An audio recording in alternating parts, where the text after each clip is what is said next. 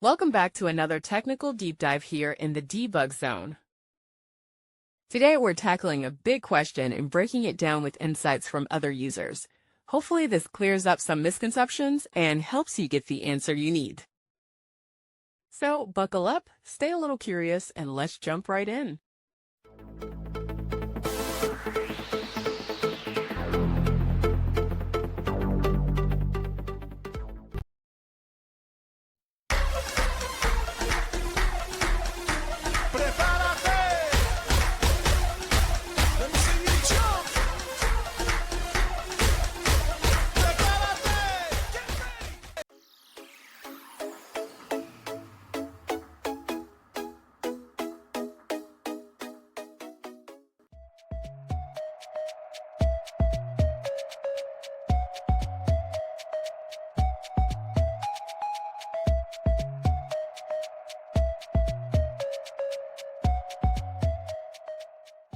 And that's a wrap.